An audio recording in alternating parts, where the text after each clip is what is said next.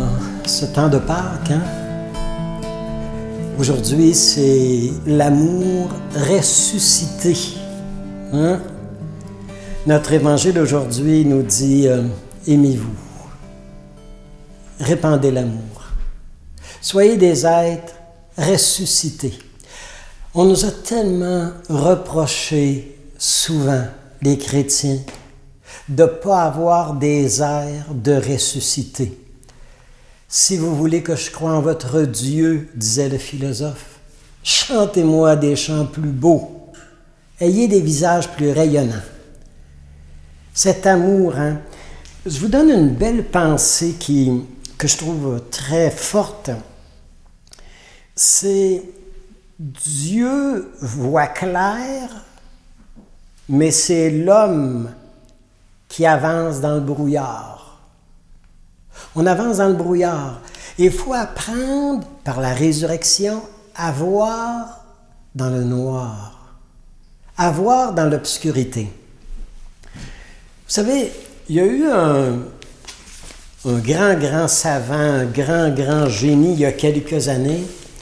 Il y a quelques années, là, vous savez, c'est quand même, il y a quelque temps, au XVIIe siècle, qui a découvert la planète Uranus.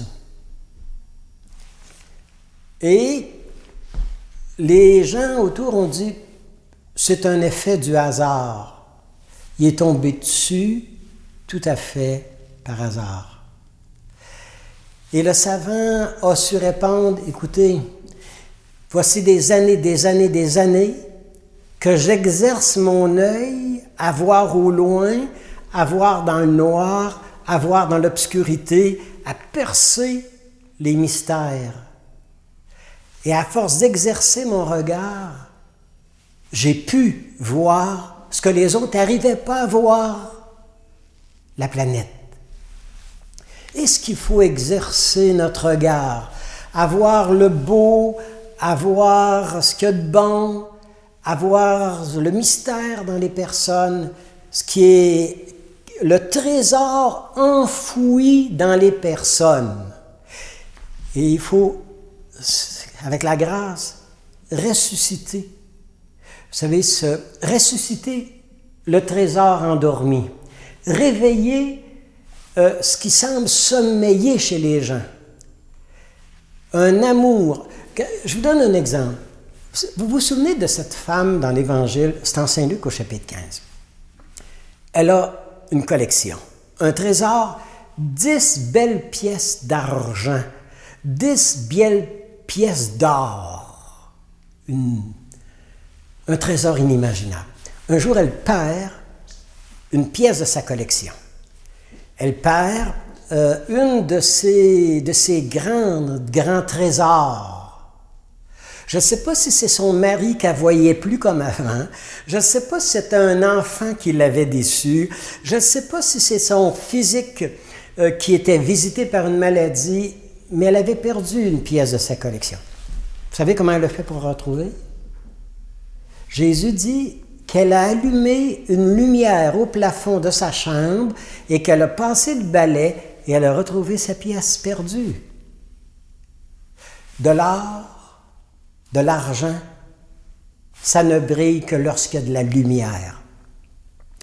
Et si souvent les gens nous paraissent aussi décevants, aussi ennuyants, est-ce que mon regard est de lumière? Et si mon regard était de lumière, peut-être que ça ferait briller l'or, peut-être que ça réveillerait ce qui dort, peut-être que ça ressusciterait ce qui semble mort.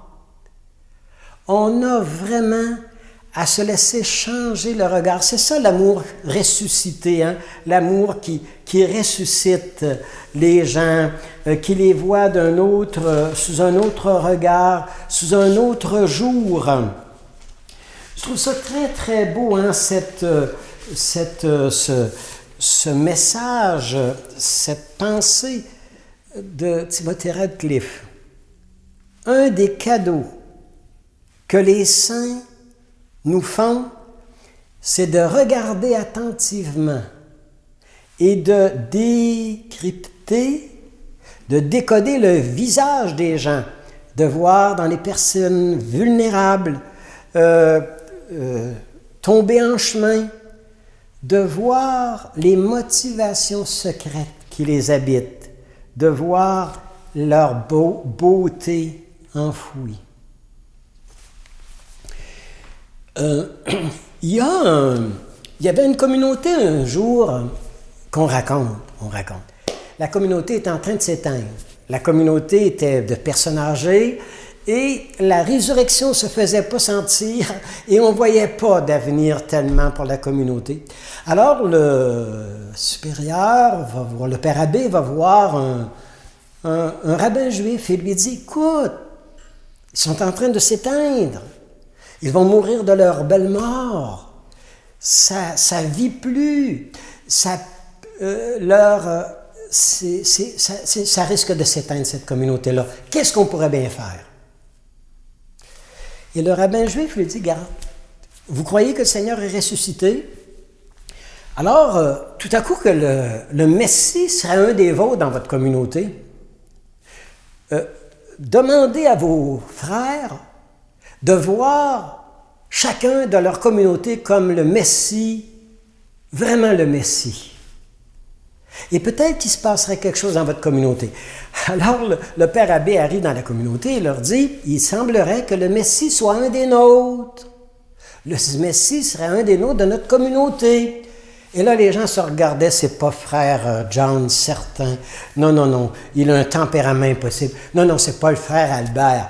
Vous savez, sa façon de faire la cuisine, là, c'est pas édifiant tellement. Et dans tous les membres de leur communauté, il n'y en a pas un qui était capable de voir le Messie. Alors, il leur dit, on s'est fait dire que le Messie était un des nôtres. Et là, ils se sont mis à changer le regard. De regarder d'une autre façon le frère. Le frère cuisinier s'est mis à voir chacun avec un regard. Et tout à coup que je servirais le Messie, tout à coup que je ferais le repas au Messie, il les touchait, il les regardait émerveillé. C'était beau.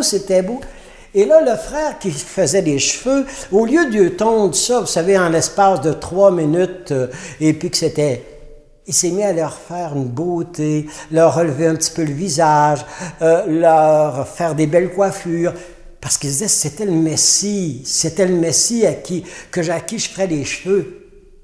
Chacun s'y est mis, hein? Ça a été magique. Un vrai miracle dans la communauté. La communauté s'est mise à revivre. L'amour était ressuscité dans ces personnes un petit peu, des fois éteintes. Et on dit qu'il y a eu un rayonnement et 10 ans après, la communauté s'était refait, sa beauté, sa jeunesse, des jeunes revenaient et la communauté a été vraiment florissante. Est-ce que je sais que le Messie est un des miens? Est-ce que j'y crois, les dames, les épouses, même votre Messie, votre mari pourrait être le Messie? On a tellement... Et l'amour ressuscité, c'est un amour, vous savez, qui s'émerveille. Un amour qui est capable d'accueillir les gens comme si c'était la première fois que je les rencontrais. D'avoir des yeux admiratifs pour les gens, contemplatifs pour les gens. Et accueillir cette vie-là qui est dans les gens. Mère Thérèse a une très belle réflexion à ce sujet-là. Pour le temps de résurrection, là, la vie, c'est une chance. Saisis-la. La vie, c'est une beauté. Admire-la donc. La vie, c'est une béatitude, savoure-la. La vie, c'est un rêve, fais-en une réalité.